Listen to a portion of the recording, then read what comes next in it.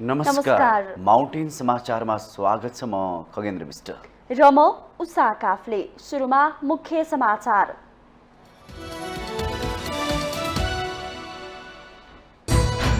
पछिल्लो राजनीतिक परिदृश्यको योजनाकार केपी ओली भएको राष्ट्रिय सभाका सांसद वामदेव गौतमको दावी।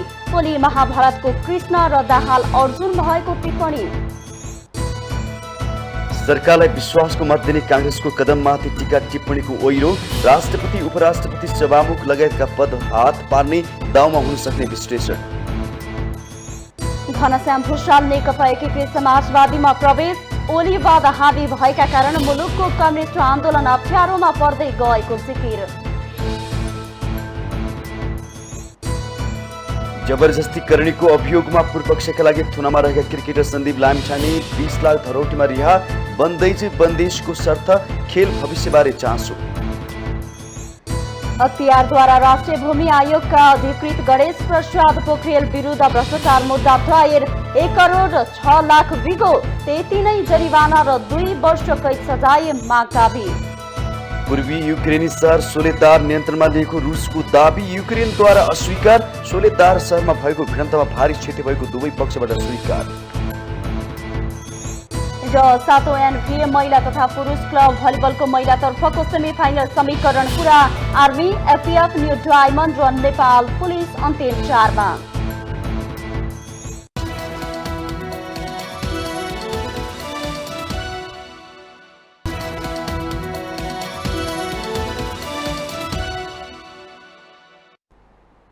अब समाचार विस्तारमा। प्रधानमन्त्री पुष्पकमल दाहालले 7वटै प्रदेशमा हस्तकला उद्योग विस्तार गर्ने प्रतिबद्धता व्यक्त गर्नु भएको छ। शुक्रबार ललितपुरमा नेपाल हस्तकला महासङ्घको कार्यक्रममा प्रधानमन्त्री दाहालले हस्तकला उद्योगलाई 7वटै प्रदेशमा विस्तार गर्ने प्रतिबद्धता व्यक्त गर्नु भएको हो। बागमती प्रदेशले हस्तकला उद्योगलाई प्रवर्धन गर्ने कामको थालनी गरिसकेको भन्दै उहाँले सरकारले आगामी दिनमा 7वटै प्रदेशमा हस्तकला क्षेत्रको प्रवर्धन गर्ने बताउनु भएको थियो। हस्तकला नेपालका लागि विकासको अर्ग्यानिक क्षेत्र भएको उल्लेख गर्दै प्रधानमन्त्री दाहालले नेपालकै वस्तुहरूको प्रयोगबाट नेपालीहरूकै सिप र जाँगरलाई प्रयोग गरी विश्वभर व्यापार गर्न सकिने यो क्षेत्रको प्रवर्धन सरकार लाग्ने बताउनु भएको हो। अर्ग्यानिक खेतीको कुरा, अर्ग्यानिक कामको कुरा, अर्ग्यानिक कल्चरको कुरा चलिरहेको छ। त्यसकारण हस्तकलाको क्षेत्र भनेको विकासको अर्ग्यानिक क्षेत्र हो।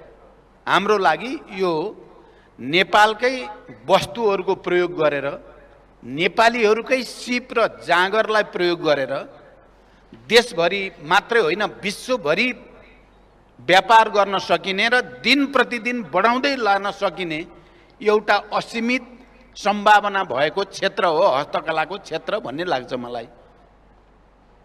प्रधानमन्त्री दाहालले आफूले यसपटक राम्रा बाहेककार काम गर्दै नगर्ने प्रण लिएको पटक पटक दोहोर्याउनु भयो। प्रधानमन्त्रीको तेस्रो कार्यकाललाई जनताको ठूलो अग्नि परीक्षाको रूपमा लिएको भन्दै उहाँले यसमा पास भएर देखाउनु पर्ने बताउनु भयो। उहाँले विद्यालयको पाठ्यक्रममा नै हस्तकला समावेश गरेर हस्तान्तरण गर्ने योजना अनुसार 11 लाख प्रत्यक्ष र प्रोडक्ट सदस्यलाई बढाउँदै लैजाने प्रतिबद्धता जनाउनु भयो।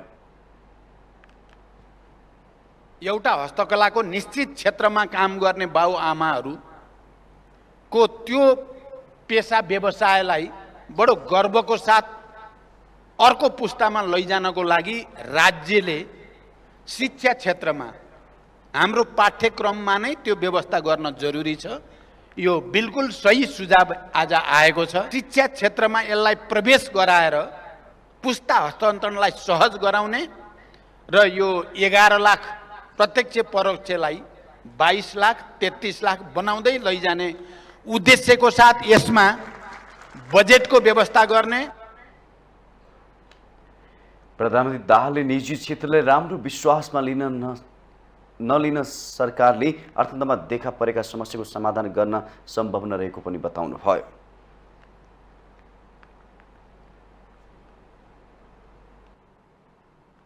राष्ट्रिय सभाका सांसद वामदेव गौतमले मुलुकको पछिल्लो राजनीतिक परिदृश्यको मुख्य योजनाकार केपी ओली भएको दावी गर्नु भएको छ।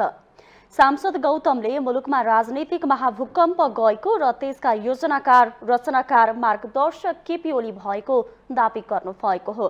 तर मुख्य पात्रको भूमिकामा भन्ने पुष्पकमल दाहालले गरेको उहाँको टिप्पणी छ।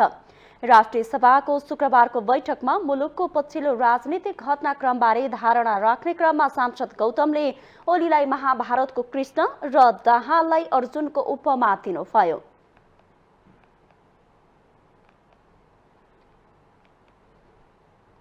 यसपटक हाम्रो देशमा घटेको यो महाभूकम्पमा मुख्य योजनाकार रचनाकार मार्गदर्शक केपी ओली र मुख्य पात्र प्रचण्ड हुनुभएको छ र निर्वाचित भएर अत्यधिक निर्वाचन मत प्राप्त गरेर निर्वाचित हुनुभएको प्रचण्डलाई मैले हार्दिक बधाई दिन्छु। सांसद गौतमले सबैको विश्वासको मत लिएर प्रधानमन्त्री भएकोमा दाहाललाई धन्यवाद समेत दिनुभयो। उहाँले सरकारलाई विश्वासको मत दिएकोमा कांग्रेस सभापति शेरबहादुर देउवा प्रति पनि आभार व्यक्त गर्नुभयो। बैठकमा नेपाली कांग्रेसका सांसद प्रकाश पन्थले सरकार र संसदको स्थिरताका लागि सरकारलाई कांग्रेसले विश्वासको मत दिएको टिप्पणी गर्नुभयो। सत्ता स्वार्थको लागि कांग्रेसले सरकारलाई विश्वासको मत नदिएको स्पष्ट गर्दै सांसद पन्थले गठबन्धनभित्र ठूला दलहरूको दम्भ र साना दलहरूको बार्गेनिङ पावर बढेको अवस्थामा दुवैलाई सन्तुलनमा राख्नका लागि कांग्रेस मैदानमा प्रवेश गरेको बताउनुभयो। तर त्यहाँ दम्भ र अहंकार पनि बढिहाल्यो। साना पार्टीहरूको फेरि बार्गेनिङ पावर पनि बढे पछाडि हामी चिठी लिएर मैदान छिरेको। खबरदार, यहाँ जो नभए पनि संसद 5 वर्ष चल्छ, यहाँ भएका जो नभए पनि सरकार 5 वर्ष टिक्छ है भनेर खबरदारीका लागि, स्थिरताका लागि चाहिँ नेपाली कांग्रेस मैदान छिरेको कुरालाई अन्यथा भुल्न पनि भएन र त्यो खेलाडीको रूपमा पनि होइन। नाचै छैन भनिरहनु भएको छ, त्यही भएर त चाल देखेर नडराउनु होला। उहाँले नेपाली कांग्रेस संविधान, लोकतन्त्र र गणतन्त्रको रक्षक भएको उल्लेख गर्दै त्यसका विरुद्धमा लाग्नेलाई कारबाही गरिने चेतावनी दिनुभयो।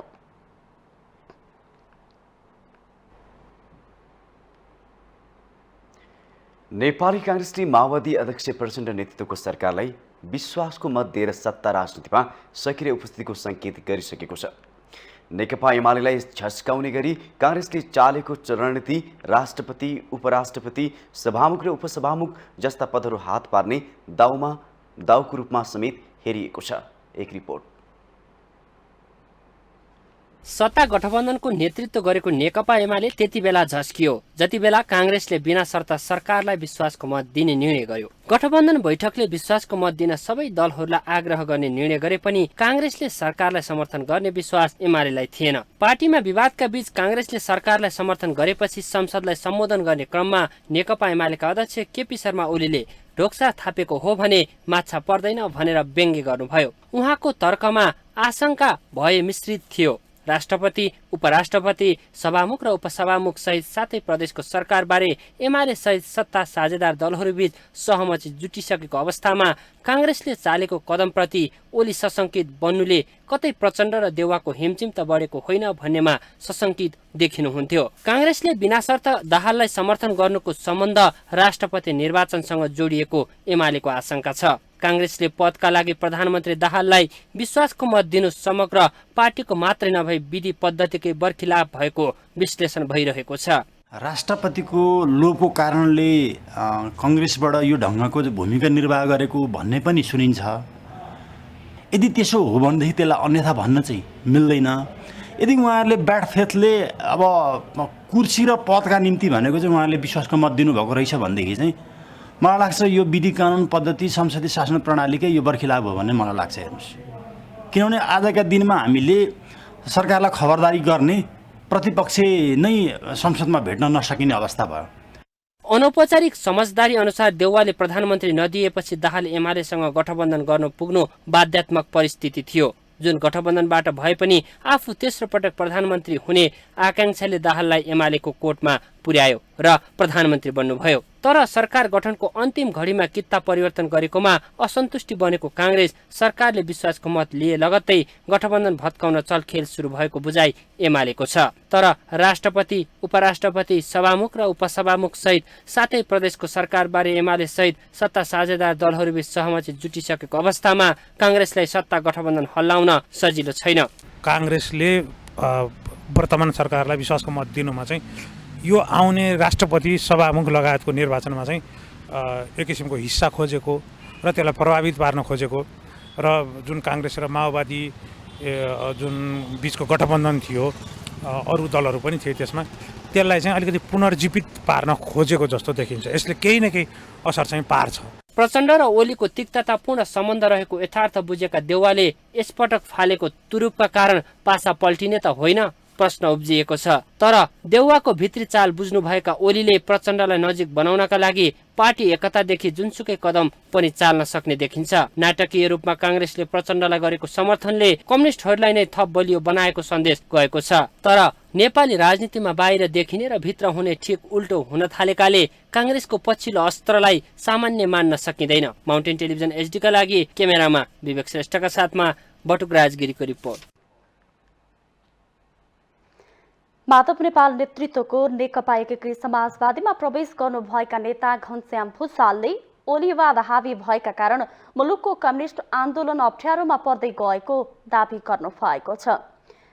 एमाले परित्याग गरेको केही समयपछि शुक्रबार नेकपा एकीकृत समाजवादीमा प्रवेश गर्नुभएका भुसालले ज्ञान, विज्ञान, तर्क र प्रमाणमाथि ओलीवाद हावी भएपछि कम्युनिस्ट आन्दोलन अप्ठ्यारोमा पर्दै गएको दावी गर्नुभएको हो।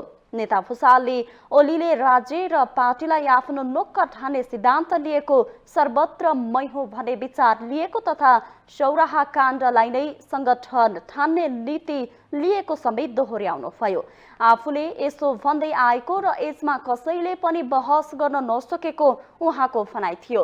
नेता भुसालले निर्वाचनमा आफूलाई ओलीले उम्मेदवार नबनाउने कुरा थाहा भएको उल्लेख गर्दै आफ्नो निर्वाचन क्षेत्रमा मण्डलले दीपक बोहरालाई उम्मेदवार बनाएपछि सो पार्टी परित्याग गर्नु परेको स्पष्टीकरण दिनुभयो। भन्छन् किन छोडिस्, मैले भनेको छु कि भाइ मेरो निर्वाचन क्षेत्रमा अर्को कसैलाई उठाइँदैछ मलाई थाहा थियो र मैले सबैलाई भनेको थिएँ कि मलाई उम्मेदवारी दिइँदैन। यो सामान्य कुरा थियो। तर मैले अघिल्लो चुनावमा हराएका मण्डललाई ल्याएर मलाई निकालेको कुरा पनि म सहेर बस्नु हो भने जिउँदै बस्नुपर्छ कि पर्दैन भन्ने कुरा जोसुकैले पनि सोच्ने कुरा हो जस्तो लाग्छ मलाई चाहिँ। त्यसै गर्दाखेरि मैले त्यसको सिम्पली प्रतिवाद गरेको हुँ, यसर्थ मैले त्यो छोडेर हिँडेको।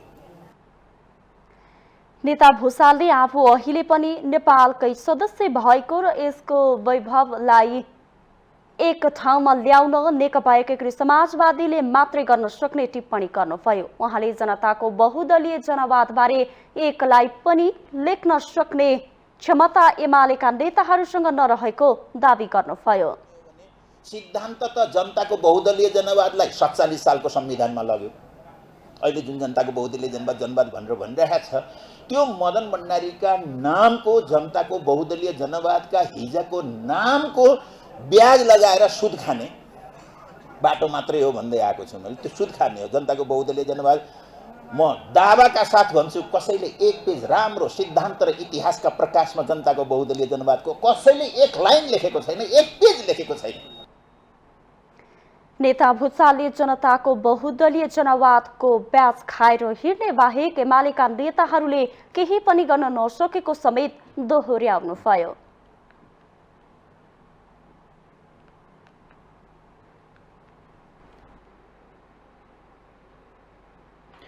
उपप्रधान तथा भौतिक पूर्वाधार एवं यातायात मन्त्री नारायण काजी श्रेष्ठले राज्यले जनतालाई दिने सुविधा र विकासलाई कमजोर पार्ने कुरामा सरकारले कसैसँग सम्झौता नगर्ने बताउनु भएको छ।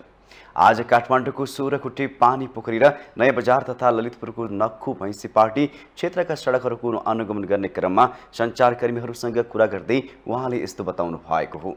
उहाँले आफूले कसैको दबाव र प्रभावमा नपरी जनताका समस्या समाधान गर्ने काममा लाग्ने प्रतिबद्धता जनाउनु भयो। उहाँले सडकमा समस्या देखिएपछि भाग्ने नभई सरकार र सम्बन्धित निकायले पूरा गर्नुपर्ने उल्लेख गर्नुभयो। उहाँले जनतालाई चस्किएको र खाल्डो परेको सडक दिने छुट सरकारलाई अब नरहेको बताउनु भयो। बनाउने एउटा राम्रोसँग गाडी चल्ने बनाउने, यस्तै फुटपाथ पनि त्यही ढङ्गले पैदल यात्राको निम्ति उपयुक्त बनाउने अभियान अगाडि बढाउन खोजिराखेका छौँ। त्यस क्रममा मैले भनेको पनि तपाईँहरूले सुन्नुभएको छ कि हाम्रो मन्त्रालयले विभागलाई र सम्बन्धित निकायलाई निर्देशन दिएको छ काठमाडौँ उपत्यकामा हामी 15 दिनभित्र सबै खाल्डाको सडकको बनाउँछौँ। मन्त्री श्रेष्ठले सरकारले देशभरका सडकलाई चुस्त बनाउने र फुटपाथहरू पनि पैदल यात्री बनाउने अभियानमा लागिसकेको बताउनु भयो। उहाँले यस किसिमका समस्या समाधान गर्न 3 तहकै सरकारले मिलेर काम गर्नुपर्ने बताउनु भयो। देशभरिकै सडकहरूलाई अलि दुरुस्त बनाउने,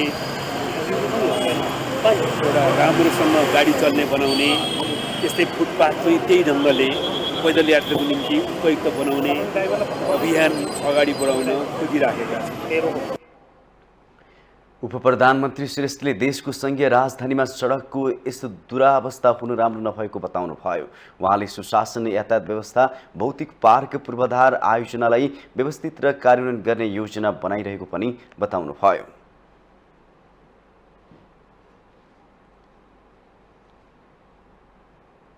माउन्टेन समाचारमा पालो भएको छ ब्रेकको।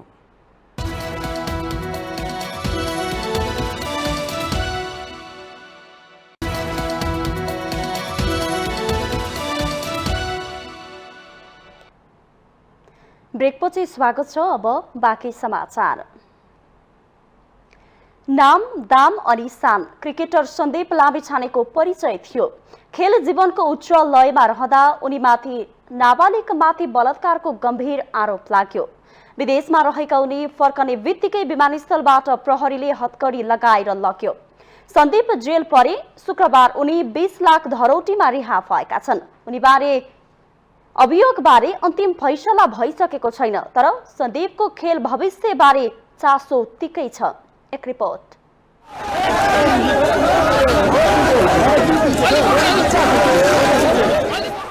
पहेँलो पोसाक र टाउकोमा हेडब्यान्डमा केन्द्रीय कारागारको मूल ढोकाबाट निस्कदा सन्दीप थकित जस्तै देखिन्थे। राष्ट्रिय क्रिकेट टोलीको कप्तान रहँदा उनमा जुन जोश र आत्मविश्वास देखिन्थ्यो त्यो हराइसकेको थियो। तैपनि मिडिया सामु प्रस्तुत हुँदा कृत्रिम मुस्कुराहटसँगै नमस्कार गर्न थाले। सन्दीपलाई अदालतले बोल्नमा पनि बन्देज लगाएको छ, तर मिडिया मैत्री स्वभावका सन्दीपको बोली बल्ल तल्ल फुट्यो। धरौटीमा सशर्त रिहा गर्ने आदेश उच्च अदालत पाटनले दिए पनि मिडियामा बोल्नदेखि विदेश जान रोक लगाएको छ। यतिसम्म कि काठमाडौँ उपत्यका बाहिर जानुपर्दा उनले गौशाला प्रहरी प्रभागलाई जानकारी गराउनुपर्छ। कुनै बेला उनका लागि विदेश यात्रा पानी पँधेरो जस्तै थियो। आइपिएल लगायत विश्वका लोकप्रिय क्रिकेट लिग खेल्न विदेश गइरहने सन्दीप मुद्दाको अन्तिम फैसला नभएसम्म देशभित्रै रहनुपर्ने गरी राहदानी रोक्का राखिएको छ। अब उनी खेल जीवनमा कहिले फर्कने या नफर्कने अन्तिम फैसलाले मात्र टुङ्गो लगाउनेछ। सम्मानित उच्च अदालतले 20 लाख धरौटीमा सरसैको धरौटीमा रिहाई गरेको छ। सम्मानित अदालतले मुद्दाको विषयवस्तुको बारेमा, किनकि यो क्लोज हियरिङ भएको हुनाले कुनै पनि टीका टिप्पणी नगर्ने र मुद्दाको गम्भीरतालाई हेरेर चाहिँ आफ्नो ओपिनियन एक्सप्रेस नगर्ने कुरा हामीलाई पनि विबन्धनमा राखेको, जुन हाम्रो व्यावसायिक आचार संहिताले पनि रोक्छ र अदालतले पनि रोकेको अवस्था छ भने सन्दीपलाई पनि रोकेको अवस्था छ र तपाईँ मिडियाहरूलाई पनि यो विषयमा टीका टिप्पणी गर्नको लागि रोक लगाएको कुरा यहाँले नोट गर्नुपर्ने आवश्यक। सन्दीपले जेलभित्रै क्रिकेट खेलेको र प्रशिक्षण दिएको विषयले निकै चर्चा पाएको थियो। यसबाट उनको क्रिकेट मोह अझै बुझ्न सकिन्छ। तर बलात्कारको मुद्दामा अल्झिनु पर्दा उनका लागि लामो समय खेर जाने निश्चित जस्तै छ। यसकारण पनि सन्दीपको खेलमा शानदारसँग फर्कने सम्भावना कमजोर छ। सन्दीप मात्र त्यस्ता खेलाडी होइनन् जो बलात्कारको मुद्दामा जेल गए। कुनै बेलाका विश्व हेभीवेट बक्सर माइक टाइसन पनि बलात्कारको अभियोगमा जेल परेको इतिहास छ। रोनाल्डो र नेमार जस्ता विश्व प्रसिद्ध फुटबल खेलाडीमाथि पनि बलात्कारको अभियोग लाग्यो। खेलमा सफलता हासिल गरेर नाम, दाम अनि शान कमाउन जति कठिन छ त्यत्तिकै कठिन छ अनुशासनमा बसेर चरित्र जगाउन। सन्दीपका बारे अन्तिम फैसला अदालतले गर्ने नै छ, तर उनको खेल जीवनको उर्वर समय खेर जाने भइसकेको छ। यसकारण उनलाई फेरि पुरानै लयमा फर्कन र विश्व स्तरको लिग खेल्ने अवस्था पुनर्निर्माण गर्न कठिन हुन सक्छ। माउन्टेन टेलिभिजन HD का लागि क्यामेरामा विक्रम साकेका साथ लक्ष्मी प्रसाद न्यौपानेको रिपोर्ट। बागमती प्रदेश सभाको सभामुखमा सत्ता गठबन्धनका उम्मेद्वार राप्रपाका भुवन पाठक विजयी हुनु भएको छ। शुक्रबार बसेको प्रदेश सभा बैठकमा सांसदहरूको मत विभाजनको आधारमा भएको निर्वाचनमा पाठक विजयी हुनु भएको हो। पाठकले 62 मत पाउँदा विपक्षमा 39 मत पर्यो। 7 जना सांसद तटस्थ बसी सरकारले समर्थन गरेको एकीकृत समाजवादीका साथ प्रदेश सभा सदस्य सभामुखको निर्वाचनमा तटस्थ बसेका हुन्। सभामुखका लागि पाठकसँगै नेपाली कांग्रेसका शिवराज अधिकारी र नेपाल मजदुर किसान पार्टीकी सृजना सैजुको उम्मेदवारी परेको थियो। कांग्रेस उम्मेदवार अधिकारीलाई सभामुखमा नियुक्त गरियोस् भन्ने पक्षमा 37 र नेपाल मजदुर किसान पार्टीकी सृजना सैजुलाई सभामुखमा नियुक्त गरियोस् भन्ने पक्षमा 3 मत प्राप्त भएको थियो। सभामुखका उम्मेदवार तीनै जना समानुपातिक सांसद हुन्। 110 सदस्यीय बागमती प्रदेशमा कांग्रेसका 37 जना, एमालेका 27, माओवादी केन्द्रका 21, एकीकृत समाजवादीका 7, राप्रपाका 13, नेपाल मजदुर किसान पार्टीका 3 र हाम्रो नेपाली पार्टीका 2 जना सांसद छन्।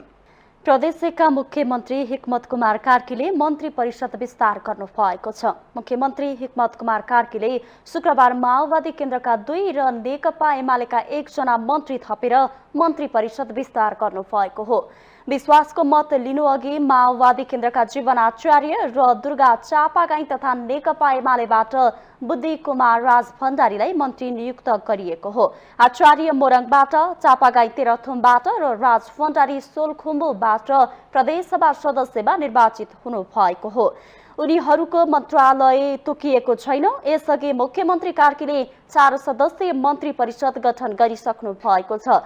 यसअघि तिलकुमार मेन्याङवो, भक्ति प्रसाद सिटौला र निर्मला लिम्बू नियुक्त भइसक्नु भएको छ। सबै मन्त्रीको मन्त्रालय पछि तोकिने बताइएको छ। मध्य प्रदेशका नवनियुक्त मुख्यमन्त्री सरोज कुमार यादवले पद तथा गोपनीयताको शपथ लिनु भएको छ। बुधबार मुख्यमन्त्रीमा नियुक्त यादवलाई शुक्रबार प्रदेश प्रमुख हरिशंकर मिश्रले पद तथा गोपनीयताको शपथ गराउनु भएको हो। मुख्यमन्त्री यादवले भोजपुरी भाषामा शपथ लिनु भएको छ। उहाँसँगै बिना विभागीय मन्त्रीको रूपमा 3 जनाले शपथ लिएका छन्। नेकपा एमालेका संसदीय दलका नेता सरोज कुमार यादव, जनता समाजवादी पार्टीका सञ्जय यादव र जनता पार्टीका वसन्त कुशवाहाले मन्त्री पदको शपथ लिनु भएको छ। यादवलाई हालसम्म 72 सांसदको समर्थन छ। जसपाको 16, नेकपा एमालेका 23, जनमत पार्टीको 13, लोसपाको 9, नेकपा माओवादी केन्द्रको 7, राष्ट्रिय प्रजातन्त्र पार्टी र नेपाल संघीय समाजवादी पार्टीका 1 र 1 स्वतन्त्र प्रदेश सभा सदस्यले यादवलाई समर्थन गरेका छन्। नेपाल राष्ट्रिय व्यवसायी महासंघले बैंकले प्रदान गर्दै आएको बिना धितो कर्जा 25 लाख बनाउन माग गर्दै अर्थमन्त्रीलाई ध्यानाकर्षण पत्र बुझाएको छ। शुक्रबार महासंघको टोलीले उपप्रधान तथा अर्थमन्त्री पौडेललाई बैंकले प्रदान गर्दै आएको बिना धितो कर्जा 15 लाखबाट वृद्धि गरेर 25 लाख बनाउन माग गर्दै ध्यानाकर्षण पत्र बुझाएको हो। महासंघका अध्यक्ष कुमार कार्कीले बैंक तथा वित्तीय संस्थाको उच्च ब्याज दरका कारण व्यवसायीहरू व्यवसायबाट पलायन हुने अवस्था आएको भन्दै बैंकको ब्याज दर एकल अङ्कमा कायम गर्नुपर्ने माग राख्नुभयो। अध्यक्ष कार्कीले बैंकले घर जग्गा लिलाम गर्दा 35 दिने सूचनालाई 6 महिना समय कायम गर्नुपर्ने भन्दै केरुङ, खासा लगायत चिनिया नाकामा नेपाली व्यवसायीलाई सहज रूपमा जान पाउनुपर्ने व्यवस्था गर्न समेत माग गर्नुभयो। ओभरड्राफ्टमा भइरहेको झन्झटिलो प्रक्रियाको अन्त्य हुनुपर्ने, बैंकले घर जग्गा लिलाम गर्दा 35 दिने सूचना दिएर लिलाम गर्दै आएकोमा उक्त सीमा अवधि बढाएर 6 महिना समय कायम गर्नुपर्ने। 8मा व्यवसायहरूलाई संरक्षण गर्न आफू खुसी भाडा लिने गरेकोमा वैधानिक भाडा दर तय गर्नुपर्ने। त्यस्तै महासंघका पूर्व अध्यक्ष नरेश कटुवालले उद्योगी व्यवसायीहरूलाई बैंकको ब्याज दरको कारण परेको प्रभावको विषयमा अर्थमन्त्रीलाई ध्यानाकर्षण गरिएको बताउनुभयो। पछिल्लो समय बजारमा देखिएका तरलता सहज बनाई व्यवसायीहरूको लागि सरकारले व्यवसायी मैत्री वातावरण बनाउनु पर्ने माग गरिएको बताउनुभयो। उहाँले व्यवसायीहरूको मागमा अर्थमन्त्री सकारात्मक रहेकाले माग सम्बोधन हुने कुरामा विश्वस्त रहेको बताउनुभयो। तरलता अन्त्यका लागि चाहिँ र एउटा व्यवसायी मैत्री र लगानी मैत्री वातावरण बनाउनलाई हामीले ज्ञापन पत्रहरू मार्फत चाहिँ अहिले हामीले बुझाएका छौँ। हामीले र सँगसँगै अर्थमन्त्रीज्यूले पनि केही कुराहरू हामीलाई ठिक छ तपाईँहरूका केही बुदाहरू केही कोडहरू चाहिँ मैले नोट गरेको छु, यो लागू हुने कुराहरूलाई मैले सकेसम्म गर्छु र तपाईँहरूलाई निराश हुन दिन्न भनेर चाहिँ अहिले भन्नुभएको छ। महासंघकी उपाध्यक्ष लक्ष्मी खड्काले बैंकहरूले व्यवसायीहरूलाई आत्महत्या गर्नुपर्ने अवस्थामा पुर्याएको भन्दै अर्थमन्त्रीसँग गुनासो गर्नुभयो। सबै बुदा हजुरले पास नगरे पनि 2-3टा बुदा इमिडिएटली हजुरले आज यो पब्लिक फेयरमा हामी पनि यहाँनिर आएर अस्ति जुलुसमा बसेका छौँ हजुर, किन हामीले पनि 2-4 जना मान्छे पालेका छौँ र हामीले पनि ब्याङ्कलाई हामीले आज 75 सालदेखि आज 22 वर्षदेखि लोन ब्याज तिर्दै आएको गुड क्लाइन्ट म पनि हो ब्याङ्कको, तर त्यही ब्याङ्कले आज हामीलाई सुसाइड नोट लेख्ने अवस्था बनाएको छ। उहाँले सरकारले एलसी खोल्न बन्द गर्दा व्यवसायीहरूको सामान ल्याउन समेत नसकिएको गुनासो गर्नुभयो।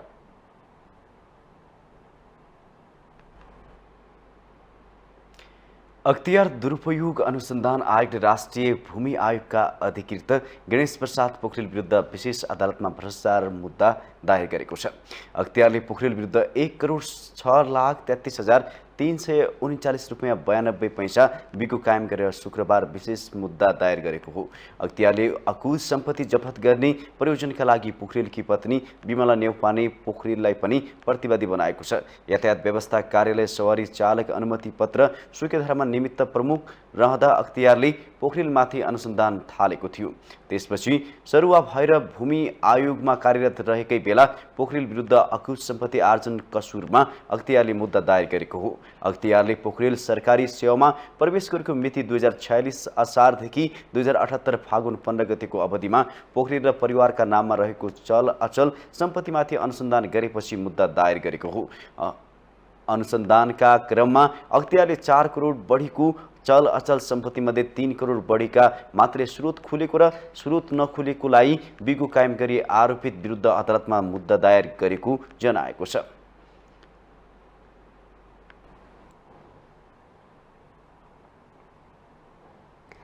नेपाल स्टक एक्सचेन्ज लिमिटेड नेप्सेले शेयर धनीलाई शेयर प्रमाणपत्रको सट्टा डिम्याट खातामा शेयर दिने भएको छ। शुक्रबार नेप्सेको 41औं वार्षिक साधारण सभामा बोल्दै सहायक प्रबन्धक निरञ्जन फुयालले सरकारले लगानी गरेका संस्थाहरूको डिम्याट गर्ने अर्थ मन्त्रालयबाट पत्र आएकाले प्रमाणपत्र नभएर शेयर धनीलाई डिम्याटमा शेयर दिने तयारीमा रहेको बताउनुभयो। उहाँले अर्थ मन्त्रालयको पत्रको आधारमा धितोपत्र बोर्डले नेप्सेमा सूचीकृतको लागि स्वीकृति दिए छिट्टै शेयर धनीलाई डिम्याटमा शेयर दिने बताउनुभयो। उहाँले नेप्सेको शेयरलाई नेप्सेका सूचीकृत गर्ने प्रक्रियामा प्रयास भइरहेको बताउनुभयो। हामीले पहिला यो 2 वर्ष अगाडिसम्मको बोनसको शेयर प्रमाणपत्र चाहिँ दिएका छौँ, अहिले चाहिँ किन नदिएको भने किन डिम्याट नगर्ने, नेपाल सरकारको पनि डिम्याट गर्ने भनेर फेरि एउटा चिठी आएको छ हामीलाई। नेपाल सरकारको जति पनि लगानी भएको छ ती सबै डिम्याट गर्ने भनेर एउटा निर्णय भएर आएको छ अर्थ मन्त्रालयबाट। त्यो हाम्रो लागि धेरै ठुलो बल हो। त्यसमा टेकेर नेप्सेको शेयर चाहिँ सिडिएसमा दर्ता गर्न सक्यौँ भने अब हामीले शेयर धनीलाई प्रमाणपत्र दिनै परेन, प्रमाणपत्रको सट्टा डिम्याट एकाउन्टमै सोझै आउँछ। हामी त्यो पहलमा छौँ। त्यही भएर हामीले प्रमाणपत्र भन्दा पनि अहिले चाहिँ यो लास्ट 2 इयर्सदेखि चाहिँ कति छ प्रमाणित गरेर दिएका छौँ। हामीले नेप्सेको लेटर हेडमा सम्बन्धित कम्पनीको यति शेयर चाहिँ छ भनेर प्रमाणित गरेर दिएका छौँ। कार्यक्रममा नेप्सेका अध्यक्ष चक्रबहादुर बुढाले लगानीकर्ताको बढ्दो संख्यालाई सेवा पुर्याउन अनलाइन कारोबार प्रणालीलाई समय सापेक्ष परिवर्तन गरिनुपर्नेमा जोड दिनुभयो। उहाँले सरकारी तथा अन्य क्षेत्रको अवलम्बन गर्ने पुँजी बजारसँग सम्बन्धित नीतिहरू अनुकूल धितोपत्र बजारको व्यवस्थापन गर्न चुनौती रहेको बताउनुभयो। व्यवस्थापकीय अवस्था तथा लगानीकर्ताको मनोविज्ञानमा समेत आधारित हुने र सोही अनुसार कारोबार हुने भएकोले कारोबार तथा आयमा सुनिश्चितता ल्याउने चुनौती रहेको। लगानीकर्ताको बढ्दो सङ्ख्यालाई सेवा पुर्याउन अनलाइन कारोबार प्रणालीलाई समय सापेक्ष परिवर्तन, परिमार्जन तथा विकास गर्नुपर्ने। बढ्दो बजारमा मात्र लगानीकर्ताको आकर्षण बढ्ने तथा बजार घट्न थालेपछि अन्य क्षेत्रमा प्रवेश गर्ने हुँदा लगानीकर्तालाई दिगो रूपमा कायम राखी बजारलाई सुदृढ बनाई विस्तार गर्ने चुनौती रहेको। उहाँले बजारमा संस्थागत लगानीकर्ताहरूको सङ्ख्या बचाएर उनीहरूको सक्रिय सहभागिता बढाउनु आवश्यक रहेको बताउनुभयो। त्यस्तै नेप्सेको साधारण सभाले चुक्ता पुँजी 1 अर्बमा नियमानुसार लाग्ने कर सहित 100% नगद लाभांश 1 अर्ब रुपैयाँ वितरण गर्ने भएको छ। नेप्सेले गत आर्थिक वर्षमा चुक्ता पुँजी 60 करोडको 100% नगद लाभांश 66.67% बोनस सेयर वितरण गरेको थियो।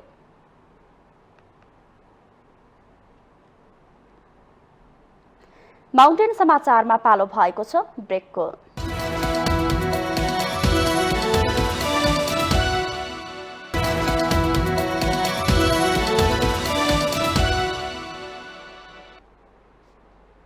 ब्रेकपछि स्वागत छ। बाँकी समाचार। नेपाल राष्ट्र बैंकले नेपालमा बसेर विदेशमा जुनसुकै लगानी गरी कारबाही हुने चेतावनी दिएको छ। शुक्रबार सूचना जारी गर्दै राष्ट्र बैंकले विदेशी विनिमय ऐन 2019 को दफा 10 कले विदेशमा लगानी गर्न प्रतिबन्ध गरेको पुनः स्मरण गराउँदै नेपालमा बसोबास गर्ने कसैलाई विदेशमा कुनै पनि तवरले भुक्तानी दिने कार्य नगर्न र नगराउन सचेत गराएको हो। राष्ट्र बैंकले विदेशमा लगानी हुने गरी घर जग्गा खरिद गर्ने, सम्पत्ति खरिद गर्ने वा विदेशी बैंक तथा वित्तीय संस्थामा निक्षेप जम्मा गर्ने लगायतका पुँजीगत प्रकृतिका कारोबार गरेको पाइएमा कानुन बमोजिम कारबाही हुने बताएको छ। राष्ट्र बैंकले विदेशी विनिमय ऐन 2019 को दफा 12 ले दिएको अधिकार प्रयोग गरी सूचना जारी गरेको हो।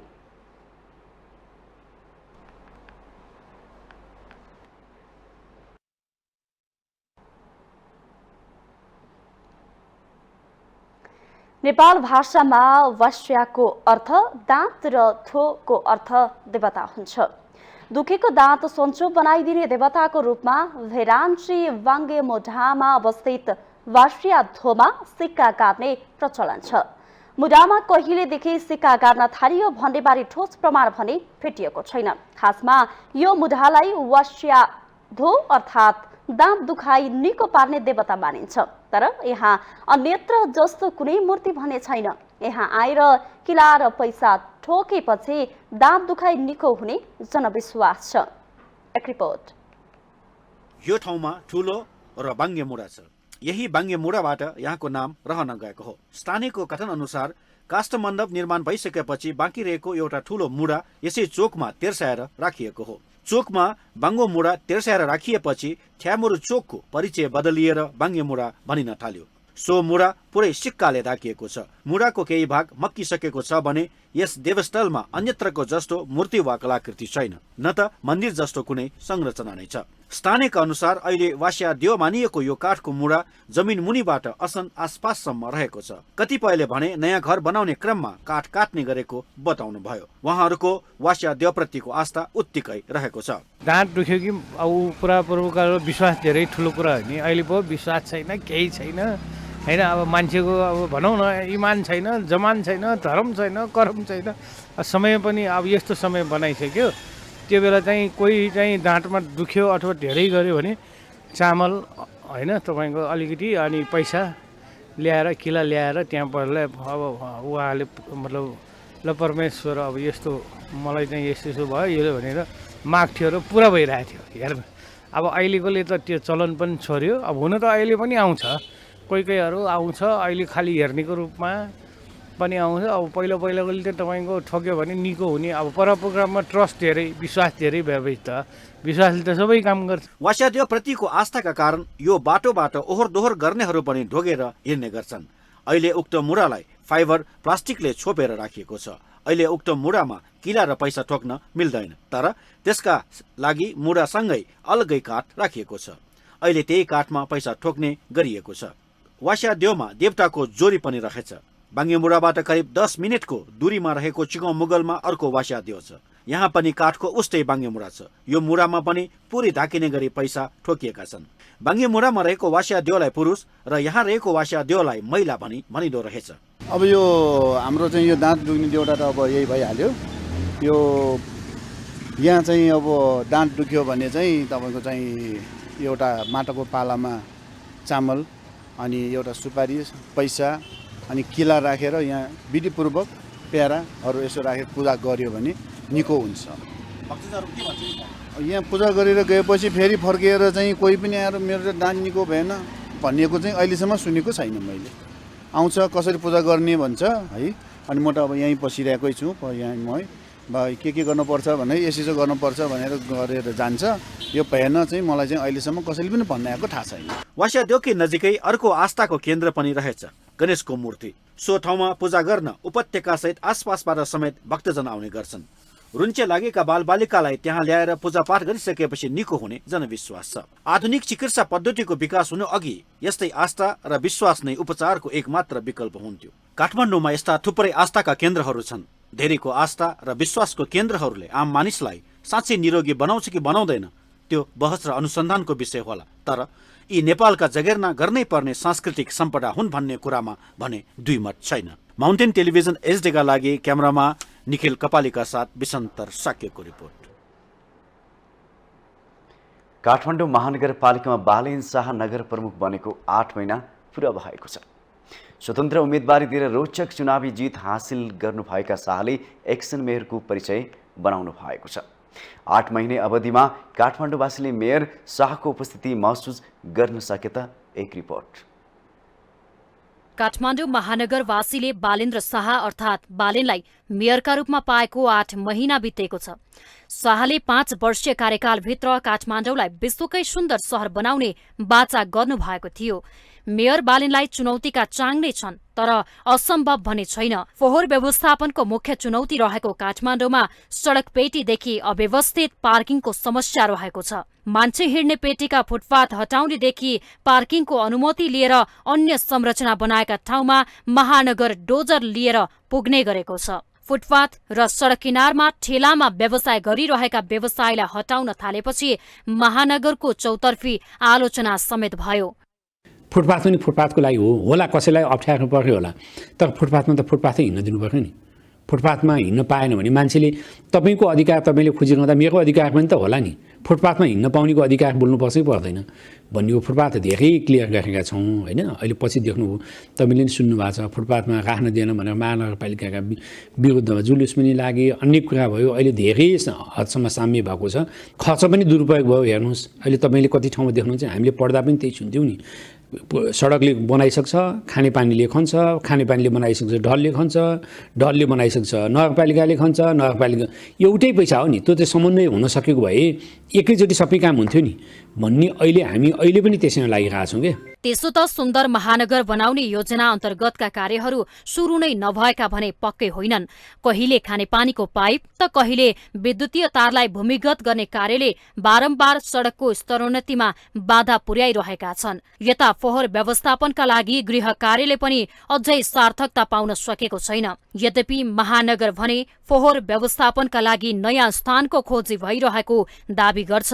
पहिले प्राथमिक प्रतिवेदन आउँछ, त्यसले देखायो भने भाइबल देखियो, फाइनेन्सियली त्यो चाहिँ राम्रो देखियो भने अनि डिपिआर गरिन्छ होइन। अहिले त्यस्तै हामी 2-4वटा प्रोजेक्टहरू चाहिँ जस्तो तपाईँलाई पार्किङको भयो, अहिले अरू पनि बाटोहरूको लागि सम्भाव्यता के हुनसक्छ, ग्रिनरीहरू के गर्न सकिन्छ, सहरमा ओपन स्पेस कसरी राख्न सकिन्छ होइन, फोहोर मैलालाई भोलिको लङ लास्टिङ कसरी दीर्घकालीन गर्न सकिन्छ। अब हेर्नुहोस् है, फोहोरको कुरा निक्लिन्छ नि, सिस्टोल जाने भने हाम्रो क्षेत्र होइन। सिस्टोल तय गर्न पनि हामीले 2-3वटा नगरपालिकालाई पार गर्दै जानुपर्ने छ, क्रस गर्नुपर्यो नि। त्यहाँसम्म पुग्दाखेरि त्यहाँको वस्तुस्थिति फरक छ, हाम्रो यहाँको वस्तुस्थिति फरक छ। यहाँबाट फोहोर उठेन भन्ने छ, त्यहाँ फोहोर ल्याएर थुपार्यो भन्ने छ नि। कुनै पनि योजनाको सुरुवात गर्ने तर बीचमै छोड्ने स्थानीय तहको कार्यशैलीले स्थानीय जनप्रतिनिधिको महसुस आम नागरिकले गर्न सक्दैनन्। जे होस्, सामाजिक सञ्जालमा मात्र नभई देश विदेशमा लोकप्रिय शाहको आगामी योजना र कदमले देखाउनेछ 5 वर्षपछिको काठमाडौँको चित्र। माउन्टेन टेलिभिजन एचडीका लागि बिन्दु अधिकारीको रिपोर्ट। हरेक निर्वाचन अघि इलामको फाकफोकथुम गाउँपालिकाको केन्द्र आमचोक स्थित शुक्रबारे बजारले फोहोर व्यवस्थापनको ठूलो आश्वासन पाउँछ, तर फोहोरको व्यवस्थापन हुन नसक्दा समस्या उत्पन्न हुने गरेको छ।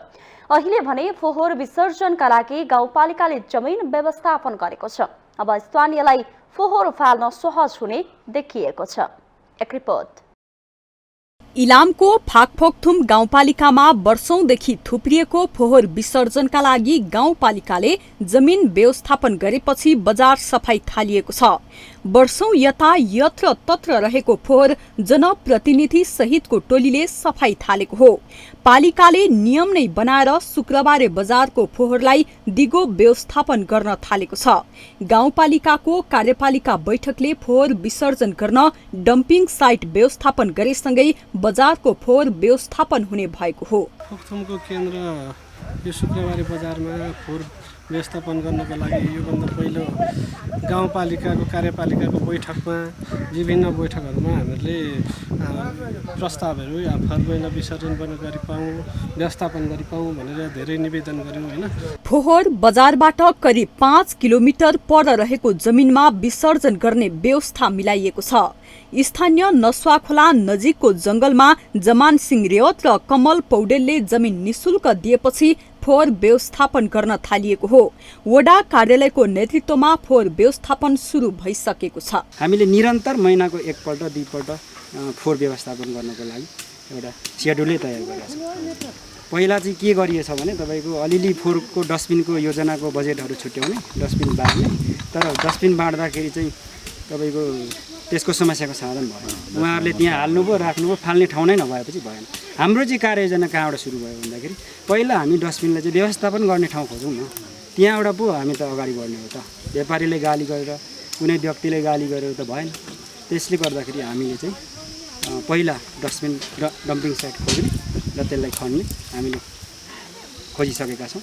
अब आजदेखि सुरु भयो, हामी निरन्तर लाग्छौँ। हामीले यो फोहोर व्यवस्थापनका लागि वडा नम्बर 3 को टिमले अध्यक्ष र उपाध्यक्षसँग सल्लाह लिएर हामीले जग्गा खोज्यौँ। जग्गा खोज्दाखेरि हाम्रो वडा नम्बर 3 को रेवत पौडेल र जमान सिंह पौडेल र विनोद पौडेलले हामी त्यो काम गर्नुहुन्छ, यदि राम्रो काम भने तपाईँहरूका लागि हामी सहयोग गर्छौँ भनेर वडा नम्बर 3 कै यही टोल नम्बर 3 को पौडेल परिवारबाट 3 जना मिलेर हामीलाई यो फोहोर व्यवस्थापन गर्नका लागि यो रोइटार जकल भन्ने ठाउँमा तपाईहरुले लगेर यो व्यवस्थापन गर्नुहोस्, राम्रो काम हो भनेर उहाँहरूले पनि हामीले सल्लाह खोज्दै जाँदा उहाँहरूले हामीलाई सल्लाह दिनुभयो। गाउँपालिकाको वडा नम्बर 3 ले महिनाको 2-3 पटक बजार सफाई गर्ने भएको छ।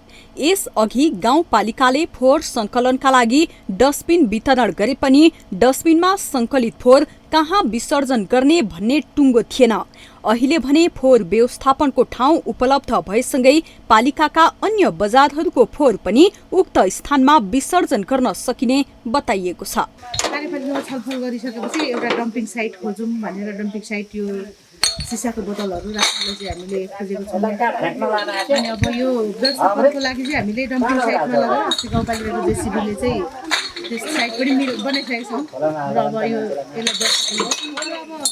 यहाँनिर के चाहिँ एउटा व्यवस्थित गर्न पर्ने आवश्यकता देखिएको छ भने यसरी प्रत्येक पसलमा प्रत्येक दोकानमा चाहिँ यो बियरहरू ल्याउने रमबियर ल्याउने अनि यसरी नै थुपार्ने हो भने र यो करको दायरामा नल्याउने हो भने यो बिक्री अझै बढेर जाने पनि देखिएको छ। त्यसले गर्दाखेरि यो व्यवस्थापन सँगसँगै यो पसलहरू व्यवस्थापन र करको दायरामा ल्याउने कुरालाई हामीले जोड दिन्छौँ। शुक्रबारेका साथै अन्य बजारको फोहोर व्यवस्थापनका लागि पनि गाउँपालिकाले बजेट नै छुट्याएको छ। लामो समयसम्म व्यवस्थापन हुन नसकेको फोहोर व्यवस्थापन हुन थालेसँगै बजारवासीमा खुसियाली छाएको छ। तर यो कार्यले बिना अवरोध निरन्तरता पाउन सके मात्र दिगो सफलता हासिल हुन सक्छ। माउन्टेन टेलिभिजन एचडी का लागि इलाम सहकर्मी टीका खतिवड़ाको रिपोर्ट। सरकारले 25औं भूकम्प दिवस देशभरि सचेतनामूलक कार्यक्रम गरी मनाउने भएको छ। शुक्रबार शहरी विकास तथा भवन निर्माण विभागले पत्रकार सम्मेलन गर्दै भूकम्प सुरक्षित पूर्वाधार सुरक्षित जीवनको आधार भन्ने मूल नाराका साथ 25औं भूकम्प दिवस देशभरि भूकम्पीय सचेतनाका कार्यक्रम गरी मनाउन लागेको जानकारी दिएको हो। विभागले भूकम्पीय जोखिम न्यूनीकरण तथा सचेतना कार्यक्रम गाउँपालिका, नगरपालिका, महानगरपालिका स्तरीय कार्यक्रम गरी देशव्यापी रूपमा मनाउने जनाएको थियो। शहरी विकास तथा भवन निर्माण विभागका महानिर्देशक सुरेन्द्र मोहन श्रेष्ठले 25औं भूकम्प दिवस मूल समारोह काठमाडौँको कमल पोखरीमा माघ 2 गते आयोजना गरिने जानकारी दिनुभयो। महानिर्देशक श्रेष्ठले भूकम्प आउने सम्भावना भए पनि कमजोर भवन संरचनाको आपूर्ति रोकी सुरक्षित भवन निर्माण गर्न भवन संहिता बमोजिम भवन निर्माण गर्नुपर्ने चुनौती रहेको बताउनुभयो।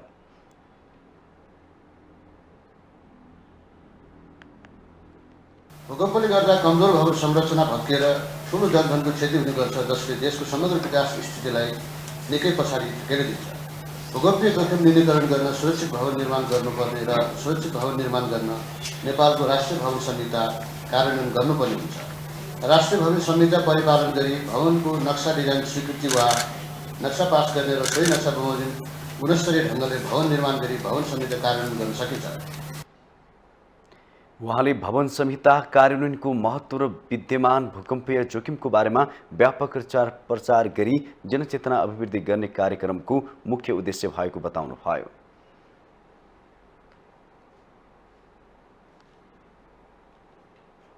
हामीसँग आर्थिक अन्तर्राष्ट्रिय खेल समाचार बाँकी नै छन्। माउन्टेन समाचारमा पालो भएको छ ब्रेकको।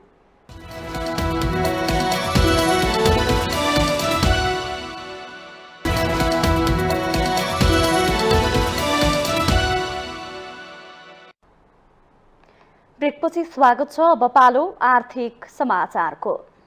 आर्थिक समाचारको साथमा जगदम्बा सुपर साइन तथा ग्याल्बा प्लस जीवनभरको भरोसा प्रस्तुत छ। रिद्धि सिद्धि सिमेन्ट गुणस्तरको नयाँ स्तर।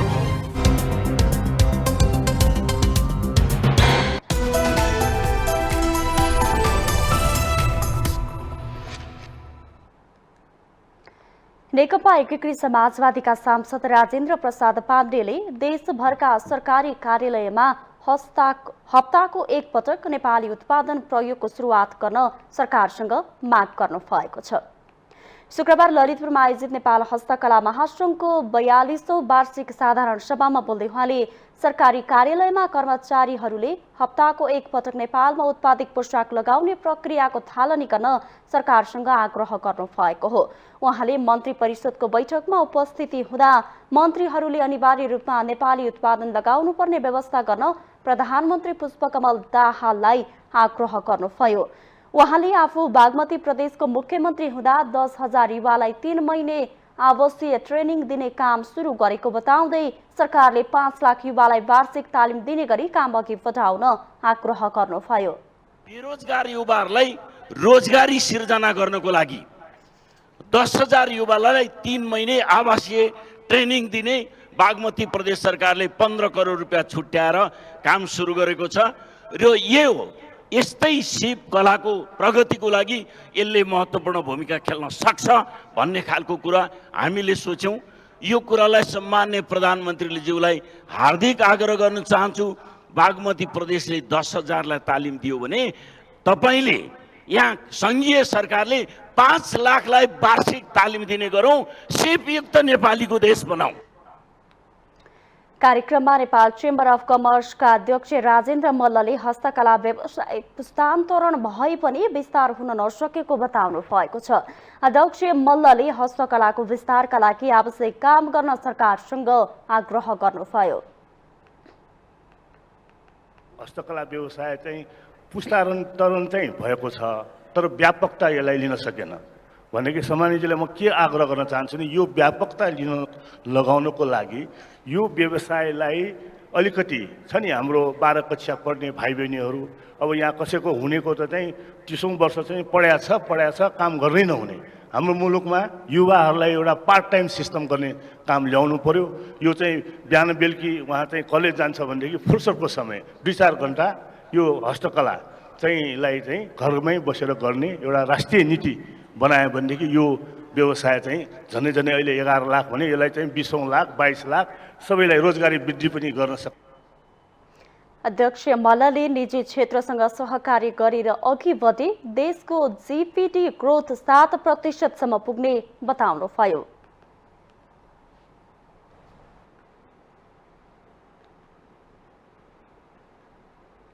अब पालो अन्तर्राष्ट्रिय समाचारको।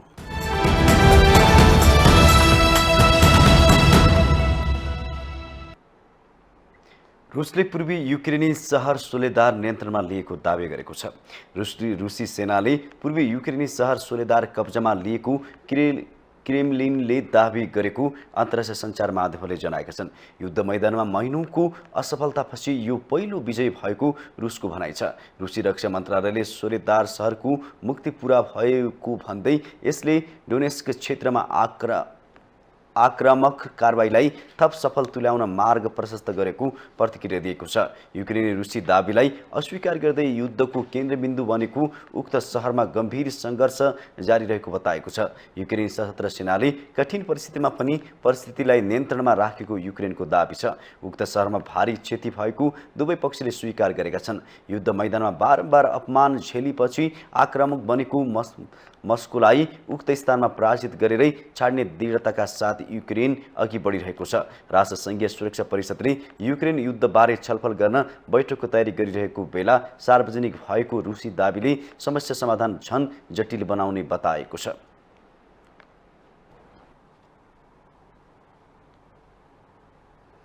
दिल्लीमा केही दिन अघिको बेभत्स दुर्घटनाको मामिलामा 11 प्रहरी अधिकारीलाई निलम्बन गरिएको छ।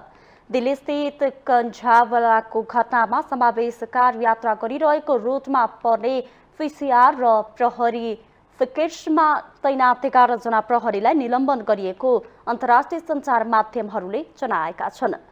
जनवरी 1 तारिखमा 20 वर्षकी युवतीको मृत्यु भएको थियो। उनले चलाएको स्कुटरलाई एउटा कारले ठक्कर हानेको थियो। ठक्करका कारण त्यो युवती लडेको र उनको एउटा खुट्टा कारको पाङ्ग्रामा अड्किएपछि उनी 10 किलोमिटर भन्दा बढी कारसँगै खस्रेकी थिइन्। गृह मन्त्रालयले दिल्ली प्रहरीको रिपोर्ट बुझेपछि गृह मन्त्रालयले घटनाको समयमा त्यहाँ कार्यरत प्रहरीलाई निलम्बन गरेको हो। घटनाको देशभर विरोध भएपछि केन्द्रीय गृह मन्त्री अमित शाहले यस विषयमा दिल्ली पुलिसलाई विस्तृत रिपोर्ट तयार गर्न निर्देशन दिनुभएको थियो। यसपछि दिल्ली प्रहरीले विशेष आयुक्त शालिनी सिंहको अध्यक्षतामा छानबिन समिति गठन गरी छानबिन प्रतिवेदन तयार गरेको हो।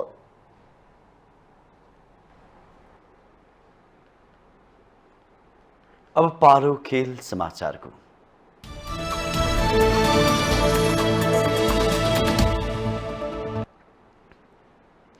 सातौं एनबीए महिला तथा पुरुष क्लब भलिबलको महिलातर्फ त्रिभुवन आर्मी क्लब समविजेता बनेर अन्तिम 4 मा प्रवेश गरेको छ। त्रिपुरेश्वर स्थित राष्ट्रिय खेलकुद परिषदको कबड हलमा शुक्रबार भएको एपीएफमाथि 3-2 को रोमाञ्चक जित निकाल्दै त्रिभुवन आर्मी क्लब समविजेता बनेर अन्तिम 4 मा प्रवेश गरेको हो। खेलमा पराजित भए पनि एपीएफ उपविजेता बनेको बन्दै सेमिफाइनलमा पुगेको छ। यो सँगै महिलातर्फको प्रतिस्पर्धामा सेमिफाइनल समीकरण पूरा भएको छ।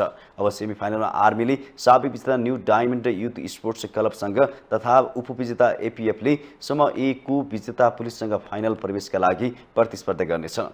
त्यस्तै पुरुषतर्फ त्रिभुवन आर्मी क्लब र एपीएफ क्लब पुरुषतर्फ पनि सेमिफाइनलमा पुगेका छन्। आर्मीले गण्डकी प्रदेशलाई र एपीएफले केशवलाल स्मृति भलिबल प्रशिक्षण केन्द्रलाई पराजित गर्दै अन्तिम 4 मा प्रवेश गरेका हुन्। शुक्रबार नै पुरुषतर्फको अर्को खेलमा नेपाल पुलिस क्लबले दावाली मेलन क्लबमाथि जित निकाल्दै अन्तिम 4 मा स्थान बनायो। आर्मीले अन्तिम 4 मा स्थान बनाउने क्रममा आर्मीले गण्डकीलाई 3-1 को सेटमा पाखा लगाएको हो। अर्को खेलमा एपीएफले केशवलाल स्मृति भलिबल प्रशिक्षण केन्द्रलाई 3-0 को सोझो सेटमा जित हात पार्यो।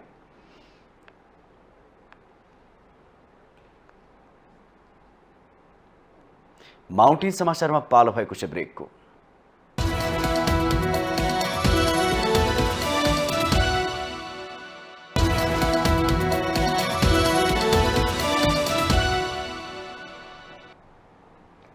ब्रेकपछि स्वागत छ। यससँगै हामी माउन्टेन समाचारको अन्त्यमा आइपुगेका छौं। साथै मुख्य समाचार पुनः एकपटक।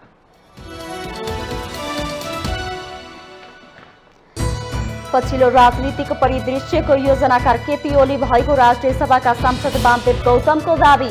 ओली महाभारतको कृष्ण र दाहाल अर्जुन भएको टिप्पणी। सरकारलाई विश्वासको मत दिने कांग्रेसको कदममाथि टीका टिप्पणीको ओइरो। राष्ट्रपति उपराष्ट्रपति सभामुख लगायतका पद हात पार्ने दाउमा हुन सक्ने विश्लेषण। घनश्याम भूषाल नेकपा एकीकृत समाजवादीमा प्रवेश।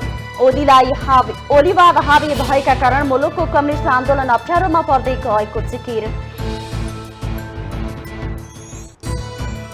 जबरजस्ती करणीको अभियोगमा पूर्वपक्षका लागि थुनामा रहेका क्रिकेटर सन्दीप लामिछाने 20 लाख धरौटीमा रिहा।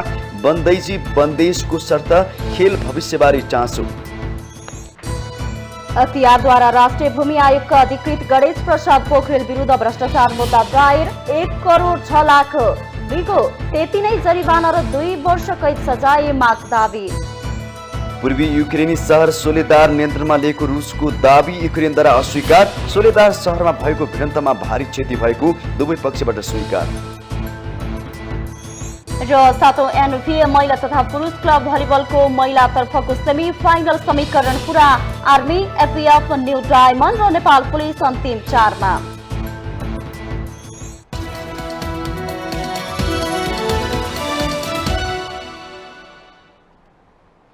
माउन्टेन समाचार अहिलेलाई सकियो। सत्य, तथ्य र निष्पक्ष समाचारका लागि माउन्टेन टेलिभिजन HD हेर्दै रहनुहोला।